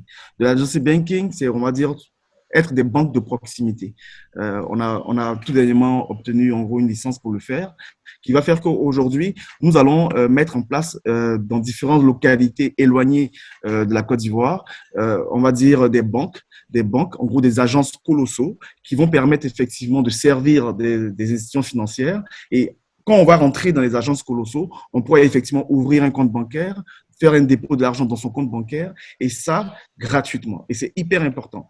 Parce que l'objectif, c'est de se rapprocher de la population pour ne pas aussi qu'il y ait de l'exode rural, parce qu'il y a c'est un gros fléau ici en Afrique, ramener les personnes du village vers les villes pour tout simplement créer un stress dans les villes. Donc, c'est un gros problème. Donc, nous, notre objectif, c'est de se rapprocher de cette population-là, de désenclaver d'une manière économique cette population-là avec une solution de paiement, avec une solution digitale qui va tout simplement créer un système, un écosystème de confiance où tout le monde pourra utiliser. Et ça, ce qu'on fait aussi aujourd'hui en Côte d'Ivoire, nous sommes en train de mettre en place au Sénégal, au Mali, au Bénin, au Rwanda, dans à peu près 30 pays africains. Moi, je suis aujourd'hui directeur général de Côte d'Ivoire, mais j'ai mes chers collègues au Bénin, au Sénégal, qui font aussi ce même travail. Et très important, on essaie de reproduire ce même modèle-là partout. Parce que, vous savez, en Afrique, c'est le même problème partout. La connaissance, l'information et l'accessibilité. Et c'est ça aussi, on essaie de régler à travers cette solution technologique qu'on apporte aujourd'hui. Je voudrais également bénéficier de l'opportunité que vous me donnez pour mettre l'accent sur le fait que ce qui se passe actuellement dans le monde, donc la crise russo-ukraine, on a eu également donc, le Covid et bien sûr les effets du changement climatique. Donc cette problématique relative à la donne alimentaire mondiale est une véritable aubaine pour l'Afrique. L'Afrique est véritablement le grenier du monde. Nous avons plus de la moitié des terres arables, nous avons un potentiel hydraulique qui ne dit pas son nom et nous avons également donc un potentiel humain. Et nous avons les femmes qui sont au cœur justement de l'action. On a plus de 70% de femmes qui assurent la production alimentaire en Afrique. Et c'est avec elles qu'il faut avancer. Il faut les former, il faut assurer effectivement leurs besoins en termes de financement. Il faut leur octroyer bien sûr donc des terres afin qu'elles puissent aller beaucoup plus loin. Avec les femmes, on ira vraiment plus vite et bien sûr on résoudra cette équation de la sécurité alimentaire et pourquoi pas de la souveraineté alimentaire pour l'Afrique. 1,2 milliard de dollars levés par les startups, les jeunes startups africaines dans le secteur de la fintech, rien que pour le premier semestre 2022. C'est encore une fois un des secteurs les plus attractifs de l'écosystème panafricain, de l'écosystème technologique panafricain. On l'a vu, qui atteint des records en termes de levée de fonds et qui attire aussi de plus en plus d'investisseurs et qui compte aujourd'hui de plus en plus d'acteurs sur le continent, qu'ils soient à la fois locaux ou internationaux. Reste à savoir si le secteur aujourd'hui atteint tout son potentiel et si effectivement il participe au développement et notamment à la bancarisation, à l'inclusion financière. Et c'est ce qu'on va voir avec nos deux invités. Je commence avec Madame le ministre Aminata Kaba, Madame le ministre des Télécoms et du numérique en Guinée, qui a derrière elle déjà une vingtaine d'années dans le secteur des télécoms à l'international, mais aussi en Guinée. Et Monsieur Yves Ionnet, qui est aussi un expert en technologie financière et qui est donc cofondateur de Scalit, qui est l'ancienne TACPay, pour ceux pour nos lecteurs assidus connaissent bien, et avec qui on va effectivement pouvoir parler de manière beaucoup plus précise de technologie financière, comment Scalit accompagne, comme elle le fait depuis une quinzaine d'années, les acteurs bancaires et institutions financières sur le continent en termes de digitalisation. Et donc, encore bonjour à tous les deux et merci d'être là. On commence, Madame le ministre, si vous le voulez bien, par un petit tableau. C'est bien d'illustrer le sujet par la Guinée, qui là aussi les lecteurs d'Anna ont pu le voir parce qu'on s'intéresse beaucoup à la Guinée, qui est donc une véritable pépinière en termes de numérique aujourd'hui. Comment évolue le secteur de la fintech aujourd'hui en Guinée et quels sont finalement les principaux défis? Merci beaucoup, Dounia, déjà de m'avoir comme speaker sur ce petit panel. Déjà, en Guinée, nous avons un secteur très, très diversifié, on peut dire ça comme ça, en tout ce qui est nouvelles technologies de façon générale. Mais pour faire très court, il y a un contraste, en fait, d'évolution entre le taux de bancarisation qui reste très faible, qui est de 25% environ, et le taux de pénétration de tout ce qui est services de paiement mobile, notamment tout ce qui est mobile money, qui est à peu près aujourd'hui de 17%. Donc, vous voyez que là, si je prends sur les dernières années, en fait, une évolution beaucoup plus rapide en termes de taux de pénétration du service mobile money, comparativement au taux de bancarisation qui reste faible. Mais il y a un mais, parce que dans le sens où le nombre d'acteurs dans le mobile money reste très faible. Au niveau local, par exemple, on n'a pas, il y a une très grande demande d'agrément pour tout ce qui est fintech, mais vu qu'au niveau réglementaire encore, le cadre réglementaire reste à améliorer, il y a beaucoup de demandes qui sont encore en attente parce que les agréments sont délivrés par la Banque centrale. Comme je disais tantôt, c'est le cadre réglementaire qui doit être mieux adapté. On a une loi sur sur la transaction électronique bancaire qui est déjà en cours, mais elle reste à être améliorée. Et ça, c'est très important pour tenir compte justement de tout ce qui est start-upper. Parce qu'aujourd'hui, on voit qu'il y a un quasi-monopole de ces multinationales, dans le sens où on a libéralisé, par exemple, les codes USSD que les gens utilisent, par exemple, pour faire tout ce qui est transactions électroniques. Mais il faut quand même passer sur le réseau des opérateurs de téléphonie mobile qui, aujourd'hui, signent des contrats qui ne sont pas forcément à l'avantage des start-upers. Quand on fait du 80-20%, pour pouvoir utiliser leur infrastructure, ça reste quand même un gros défi. Donc, tout ça, ce sont des défis quand même que le cadre réglementaire doit pouvoir adresser. Il y a aussi tout ce qui est confiance numérique, c'est-à-dire les utilisateurs aujourd'hui utilisent beaucoup les services financiers mobiles en termes de paiement. Il y a aussi, comme je le disais tantôt, une forte disparité entre l'accès aux infrastructures entre les start-upers et puis les multinationales qui ont déjà si je prends par exemple les opérateurs de téléphonie mobile qui ont déjà leur propre infrastructure télécom, donc c'est beaucoup plus facile pour eux d'avoir ce genre de service, contrairement aux start-upers qui doivent utiliser le réseau de ces opérateurs qui aujourd'hui bloquent un peu, même si aujourd'hui en Guinée, il y a en place une loi qui encadre toute la loi des télécommunications qui exige la mutualisation des infrastructures, mais il faut savoir que ce genre de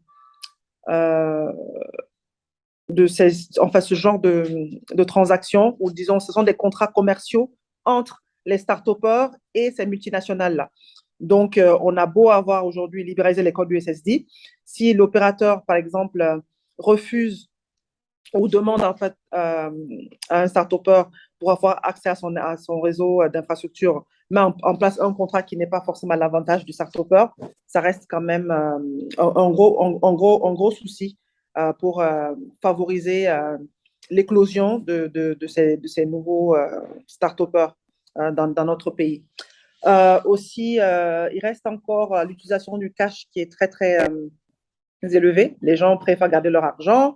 Ils n'ont pas forcément envie d'utiliser les services financiers mobiles ou bien ouvrir un compte bancaire pour des questions soit parce qu'ils n'ont pas de carte d'identité ou bien parce que au niveau déjà à l'intérieur du pays, il n'y a pas assez d'institutions.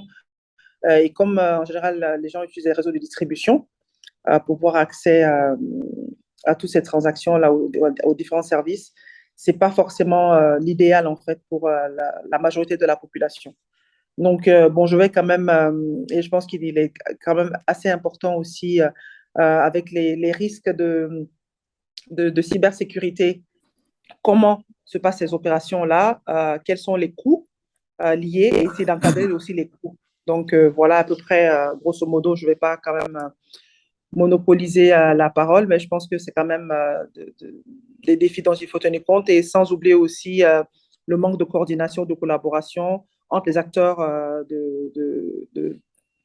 des paiements de services, des services de paiement mobile. Merci, parce que c'est un tableau assez complet et précis qui nous permet effectivement d'introduire le débat. Moi, je retiens quelque chose. Il y a donc en effet un travail de pédagogie financière finalement à faire, au-delà des défis en termes de régulation, de cadre législatif, d'infrastructures, etc., dont vous avez évoqué. Il y a effectivement ce travail de pédagogie financière à faire, non seulement en direction des acteurs du secteur, mais aussi des consommateurs. Et ça, ma foi, Yves, c'est surtout le travail de Scalit. Si vous pouvez nous expliquer un petit peu justement comment finalement, puisque c'est ça la vocation de Scalit, comment est-ce qu'on met au service du continent une technologie qui n'est pas forcément accessible à la fois sur le plan technique et puis aussi en termes d'usage. Oui, bon, merci beaucoup de m'inviter ici. J'étais très intéressé, évidemment, parce que Madame le ministre a dit tout à l'heure, j'ai un avis assez tranché sur tous ces sujets-là, donc je vais le partager avec vous. Moi, je pense que ce n'est pas le rôle des opérateurs télécoms de bancariser les gens. Je pense que là, l'Afrique, et pas que la Guinée, l'Afrique en général, a énormément progressé grâce à Orange, à MTN et à tous ces gros acteurs que vous qualifiez d'internationaux ou qui sont plutôt des étrangers, on va dire. Et le problème, c'est que la banque, c'est pas simplement un système de paiement ou un système de transfert. Et l'enjeu de la bancarisation, c'est pour moi de façon très forte ce que j'appelle la mobilisation de l'épargne locale. C'est-à-dire qu'il y a de l'argent qui circule, mais cet argent n'est pas utilisé pour financer l'économie. Et le rôle d'un opérateur télécom n'est pas de financer l'économie. Le rôle de l'opérateur télécom, c'est de remonter son ARPU, c'est-à-dire remonter son chiffre d'affaires. Ils sont là pour ça. Donc, bien sûr, comme la nature a horreur du vide et que les banques ne se sont pas développées, on reviendra sur les raisons pour lesquelles je pense qu'elles ne se sont pas développées, les opérateurs télécoms se sont bien sûr précipités sur la partie mobile money. Ça leur permettait d'augmenter leur emprise, leur revenus et le service qu'ils livraient à leur clientèle. Alors, bon, ça, c'est des mots très théoriques. Maintenant, pourquoi dans la pratique, la banque ne s'est pas développée? Pourquoi est-ce qu'il y a un taux de bancarisation si faible? Alors, oui, il y a un problème d'éducation, mais là, je féliciterai un peu les opérateurs télécoms qui ont quand même prouvé que la majorité de la population est capable d'utiliser un téléphone pour gérer son argent. Alors, pour faire des paiements, j'entends bien, mais c'est tout de même de l'argent et c'est tout de même la preuve qu'avec les technologies mobiles, on est capable de pouvoir livrer des services financiers à une masse de population très importante. Maintenant, si je parle de la banque, en fait, l'histoire de la banque, c'est qu'on a créé les banques africaines pour servir, on va dire, les entreprises ou les gens qui sont dans le haut de la pyramide. Pourquoi on a fait ça? C'est pas parce qu'on voulait plus servir ces gens-là, c'est que les technologies bancaires n'étaient pas adaptées à la fois en termes de coûts et en termes de facilité d'utilisation à l'ensemble de la population. D'accord? On était dans une époque où la banque avait été conçue en Occident, et ça a mis beaucoup de temps aussi en Occident d'ailleurs, mais en Occident, on avait réussi à inclure tout le monde dans la banque parce que le système lui-même, avec les agences, avec les systèmes de compte, avec la gestion de l'argent et des relations avec le client, était adapté à une population d'abord qui pouvait payer, qui pouvait se déplacer et qui pouvait lire et écrire, enfin avoir toutes les fonctions que la banque utilise aujourd'hui en Occident. Et la banque africaine a très naturellement utilisé ces mêmes technologies et ces mêmes process. Bon, et c'est ça qui a abouti au fait que la majorité de la population n'a pas pu avoir accès à ces services financiers. Là où les choses changent, et c'est là où Scalit rentre dans la musique, c'est que les technologies bancaires sont en train de se transformer. Et quand on parle des fintechs, c'est ça dont on parle. Donc, aujourd'hui, on est capable de mettre en place des services financiers à des coûts très bas, avec des facilités très simples d'utilisation, et surtout, et ça, Madame la Ministre, je veux vraiment le dire fortement, de façon complètement indépendante des opérateurs télécoms. Tant qu'on dépendra des opérateurs télécoms pour bancariser les gens, on n'arrivera pas à bancariser puisque ce n'est pas leur objectif. Leur objectif, c'est d'augmenter leur ARPU, pas plus. Et donc, ces technologies, typiquement ce qu'on développe chez Scalit, c'est des technologies qui sont strictement bancaires. Tous nos clients sont des banquiers ou on va dire des émetteurs de monnaie électronique ou des émetteurs de paiement. Mais en tout cas, ce ne sont pas des opérateurs télécoms parce que nos technologies ont pour objectif de mobiliser l'épargne locale, de servir des prêts et de faire qu'un cercle vertueux se met en place, l'argent qu'on dépose dans la banque est transmis dans les entreprises qui créent des jobs, et ces jobs génèrent plus d'argent, etc. C'est pour lequel l'Afrique a été pionnière, et c'est cette banque-là qu'on vend, nous, maintenant, dans une petite quarantaine de pays, et qui aujourd'hui commence à intéresser l'Occident, parce que, évidemment, il ne s'agit pas de banques spécifiques pour les pays qui n'ont pas de compte en banque. Il s'agit d'un système bancaire de dernière génération qui a énormément d'avantages et toutes les banques du monde vont être intéressées par ces technologies-là. Et je dirais que dans une situation où il y a un vrai besoin d'inclusion financière, c'est là où il y a le plus de demandes, c'est là où il y a le plus de besoins parce qu'évidemment, pour servir cette population, la population non bancarisée, ben, ça fait un énorme appel d'air que les banquiers devraient, doivent, et qu'il faut motiver les banquiers à cibler. Voilà. Sauf que si je me permets, Oui, je vous en prie, Madame la Ministre. C'est qu'aujourd'hui, c'est vrai que les opérateurs de téléphonie n'ont pas pour vocation de bancariser les gens, mais ils sont en fait, comme on dit, la nature a horreur du vide, c'est une opportunité qu'ils ont parce qu'ils ont un certain nombre d'abonnés qui est assez conséquent. Si on prend par exemple le taux de pénétration de téléphonie mobile dépasse les 110%, et donc qu'est-ce qui se passe, c'est qu'aujourd'hui, ils utilisent leur infrastructure pour avoir accès à leurs abonnés. Donc, la majorité des abonnés aujourd'hui, des clients des opérateurs de téléphonie mobile, en termes de services financiers mobiles, ce sont leurs clients, leurs abonnés, en fait. Je comprends bien. Et aujourd'hui, d'autres acteurs font, par exemple, si je prends le cas de la Guinée, on a d'autres acteurs comme Paycard, par exemple, qui est une jeune start-up qui ne se sert pas de l'infrastructure des opérateurs de téléphonie mobile alors du tout.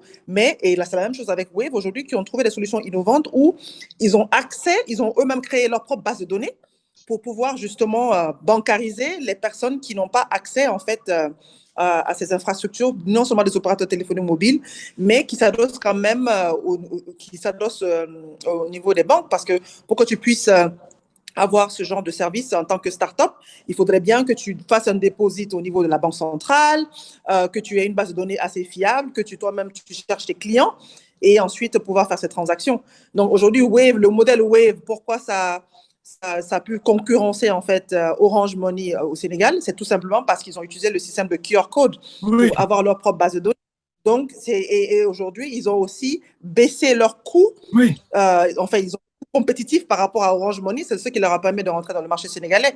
Et donc, il faudrait quand même qu'il y ait ce genre d'innovation et ce genre de méthodologie aussi pour concurrencer ces opérateurs mobiles. Vous savez, la technologie évolue tellement vite qu'avant, quand je prends l'Internet, c'était le monopole de ceux qui faisaient tout ce qui était satellite. Après, les opérateurs téléphoniques ont fait leur entrée sur le marché avec l'accès aux fréquences. Et aujourd'hui, ils dominent en fait le secteur. C'est la même. En fait, il y a plus de frontières. En fait, la technologie fait qu'il y a plus de frontières au niveau des différents secteurs. Aujourd'hui, les services financiers mobiles, tout ce qui est Orange Money, mobile, les opérateurs de téléphonie mobile, ce n'est plus maintenant le système bancaire. Aujourd'hui, ils proposent des services de paiement direct. Donc, je pense que c'est le fait même que les gens puissent faire des paiements de divers services sans forcément en utilisant leur téléphone mobile qui facilite en fait l'accès de la dominance de ces opérateurs-là, non seulement dans leur propre secteur, leur secteur de prédilection, qui est la téléphonie mobile et l'Internet, mais aussi ça leur permet d'aller vers d'autres secteurs, tout simplement parce qu'ils ont l'infrastructure en place, ils ont le nombre d'abonnés. Et donc, pour faire après la relation entre les services dont ont besoin leurs clients et leur infrastructure, c'est beaucoup plus facile pour eux comparativement aux nouveaux entrants qui d'abord doivent faire face au fait qu'ils n'ont pas de base de données clients, c'est-à-dire qu'ils n'ont pas d'abonnés à proprement dit. Il faut qu'ils trouvent des solutions, il faut qu'ils réfléchissent à des solutions innovantes comme les QR codes pour pouvoir faire leur propre base de données. Il faut aussi qu'ils fassent, en fait, qu'ils aient des coûts assez compétitifs. Donc, quelque part, il faudrait qu'ils aient un support derrière, financier derrière, pour pouvoir concurrencer les nationales qui ont accès au cash pour faire, en fait, pour tout ce qui est investissement en tant que tel. Oui, non, mais je ne minimise pas le succès des opérateurs télécoms, mais je ne minimise pas du tout, je l'ai dit d'ailleurs, ce qu'ils ont pu apporter aux populations africaines avec les services. Mon point simplement, c'est de dire que l'opérateur télécom, il fait une toute petite partie de la banque. La banque, ce n'est pas un système de paiement. La banque, comme je l'ai dit, c'est une organisation qui respecte des règles très strictes, parce qu'évidemment, elle va être la garante de l'épargne ou de l'argent des citoyens, et ce que ne sont pas les opérateurs télécoms, et ces garanties et ces règles strictes, elles lui donnent le droit de faire des prêts, de financer l'économie. Et il est indispensable pour gérer un pays comme la Guinée, comme tous les autres pays d'Afrique, de développer le système bancaire au-delà des opérateurs télécoms. Il faut trouver à faire le biais, le pont. Parce que, alors, est-ce que ça va être coopérant avec les opérateurs télécoms ? Moi, je pense que ça va être très difficile, parce que je pense qu'ils n'ont pas du tout les mêmes objectifs. Un opérateur télécom n'a pas l'objectif de bancariser les gens, n'a pas comme objectif de développer l'économie. Une banque, ça a comme objectif très long terme de développer l'économie et de financer les écosystèmes locaux. Et donc, il faut qu'on travaille sur l'arrivée de nouveaux acteurs bancaires ou des acteurs bancaires anciens qui utilisent les dernières technologies pour, alors j'ai envie de dire, soit pour concurrencer, soit pour rentrer dans le même schéma que les opérateurs télécoms. Mais il faut qu'à un moment donné, le monde bancaire bouge. Parce qu'il ne faut pas considérer que parce que quelqu'un utilise Orange Money, il est bancarisé. Bien sûr qu'il ne l'est pas. Et donc, c'est tout l'enjeu des nouvelles technologies bancaires que je représente ici. Notre vision, c'est de se dire la banque a besoin de se transformer pour pouvoir servir l'ensemble de la population tout en jouant son rôle. Et je voudrais rebondir sur une chose que vous avez dit qui me paraît très intéressante, c'est que, évidemment, les fintechs qui sont partout, et moi je les connais bien sûr, elles ont du mal à s'imposer dans un monde bancaire à cause de la régulation. Et là, je pense que, et du financement, mais tout ça, c'est un petit peu lié.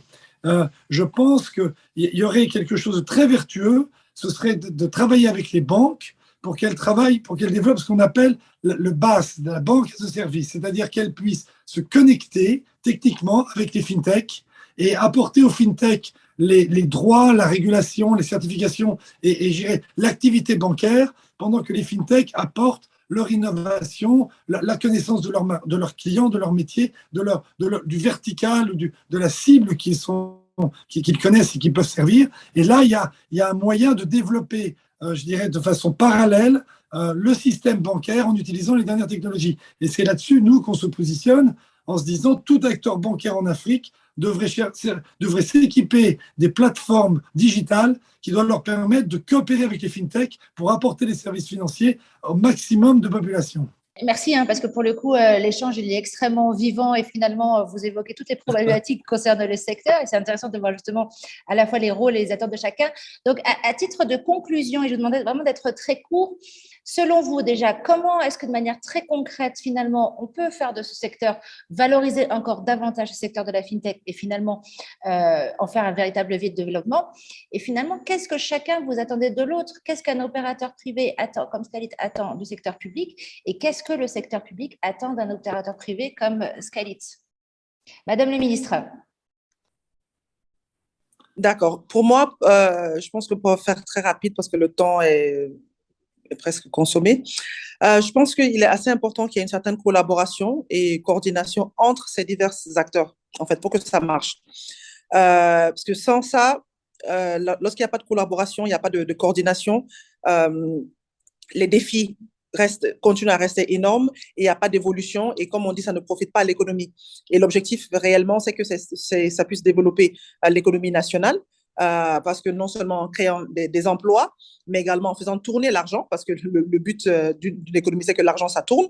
Et si l'argent ne tourne pas, il n'y a pas de raison d'être, parce que de toute façon, aujourd'hui, les différents acteurs profitent du fait que les clients déposent du cash, font des dépôts que eux, ils utilisent pour faire des investissements. Pour leur propre compte. Parce que le gros problème pour moi en Afrique aujourd'hui, si je prends le cas de la Guinée, la plupart des banques, c'est des banques primaires. Et l'accès au crédit est très compliqué, même si aujourd'hui, il y a des institutions de microfinance qui facilitent l'accès au crédit pour les petites et moyennes entreprises, aux start-upers, ça reste quand même un énorme défi. Les gens utilisent les banques aujourd'hui pour déposer de l'argent, pour prendre leur salaire. C'est vraiment pour des services basiques. Alors qu'aujourd'hui, pour développer une économie, il faudrait que les gens aient l'accès au crédit, qu'ils puissent avoir des financements pour développer leur business. Et ensuite, ça permet de créer un écosystème assez important qui permet non seulement de développer l'emploi, mais permettre le développement des différents services, que ce soit au niveau de l'agriculture, que ce soit au niveau de la pêche, enfin tout ce qui est écosystème de start-up, pas seulement au niveau de la technologie, mais tout ce qui est la population de masse qui aujourd'hui ont besoin réellement de financement et d'accès au crédit. Il faudrait réellement qu'il y ait cette collaboration-là et qu'on change l'approche aujourd'hui qui est seulement de déposer, de transférer de l'argent. Parce que la majorité des transactions aujourd'hui, c'est le paiement, soit c'est le dépôt, soit c'est le... Voilà. C'est vrai que de plus en plus, on voit que les gens commencent, si je prends l'exemple de la Guinée, par exemple, avec la digitalisation, qui est un des... Quand même, c'est quelque chose qu'on prend à bras le corps parce que c'est réellement une volonté politique. c'est qu'on veut favoriser l'utilisation du digital dans notre pays pour favoriser l'utilisation et avoir l'accès moins au cash, que les gens puissent réellement tourner beaucoup plus sur des paiements en ligne ou bien utiliser des cartes bancaires ou bien utiliser leur téléphone mobile pour faire des paiements, que ce soit l'électricité, comme ça se passe dans les autres pays, que ce soit les factures de façon globale. Et ça permet non seulement moins de circulation de cash, donc ça diminue la fraude, ça diminue le blanchiment d'argent, mais au moins ça permet de garder l'argent au sein du pays et de faire tourner l'économie. Donc je pense qu'il est assez important qu'il y ait une forte collaboration, donc aussi une réglementation beaucoup plus appropriée pour faire face à tous ces défis et réellement créer une économie durable et aussi qui va servir en fait les différents acteurs, mais également le pays de façon générale. Très bien. Yves, même exercice, mais vraiment 5 minutes. Oui, rapidement. Donc moi, bon, comme je m'adresse à Mme la ministre, j'ai envie de dire le rôle du gouvernement et de l'administration est très important dans ce domaine. Comme on l'a dit, il y a une vitalité très forte des fintechs. Et je pense que travailler avec la Banque centrale pour faire évoluer la régulation, pour que ces fintechs puissent trouver une place, peut-être en coopération avec les banques, bien évidemment, mais qu'elles puissent se développer, c'est absolument critique parce que l'Afrique nous a appris quelque chose de très important dans la banque. On a fait une banque c'est le même service pour tout le monde. J'appelle ça la banque pour tous. On a eu ça dans tous les pays du monde. On a en fait une offre bancaire qui est toujours la même et qui change simplement avec les logos. Et l'Afrique nous a montré qu'il fallait maintenant passer à un stade où on allait vers les banques pour chacun. C'est-à-dire, vous avez parlé des pêcheurs, des paysans, les jeunes entrepreneurs, les mamans. Tous ces gens-là ont des besoins de services spécifiques. Et ça, ce sont les fintechs qui savent ça. Ce sont les fintechs qui peuvent les atteindre. Donc, il faut que les banques puissent travailler avec les fintechs. Vous parlez de coopération. Je suis convaincu qu'il y a une mine d'or à développer entre les banques qui ont, je dirais, la pertinence et le sérieux de pouvoir répondre à la régulation, et puis les fintechs qui ont la dynamique et la connaissance du terrain. Et c'est là où quelque chose doit se passer. Et je reviens un peu sur Scalit. Nous, on fournit des technologies aux banques qui leur permettent de faire ça. Et ça me paraît absolument essentiel pour le développement de l'économie. Merci Yves, merci Madame le ministre. Je pense qu'effectivement, on a évoqué à la fois les défis, mais le potentiel. Et ce qui est intéressant à travers vos deux propos, c'est de voir effectivement le rôle du public et le rôle du privé. Et ma foi, c'est tout la vocation de cet exercice Anatole et cette séquence de débat. Merci encore à tous les deux. Ainsi, le développement est au rendez-vous à condition que l'Afrique saisisse les opportunités qui se présentent. C'est un peu le résumé de cette émission. N'hésitez pas à commenter, à partager. Et je saisis l'occasion pour un message, d'abord un message de remerciement. Merci d'être de plus en plus nombreux à nous suivre à travers notre site, à travers Anamag ou Anatalk. Et c'est aussi un moment un peu spécial pour nous puisque nous fêtons nos 7 ans. 7 ans déjà, et c'est aussi un moment un peu spécial puisque nous venons d'être accrédités par la Rwanda Media Commission en tant que premier média panafricain enregistré ici au Rwanda où nous sommes, vous le savez, établis. C'est important pour nous et on tenait à le partager, et c'est à ce titre que nous allons lancer une campagne spéciale anniversaire. Je suis panafricain, je suis Anna, donc retrouvez-nous très vite sur les réseaux sociaux. Merci.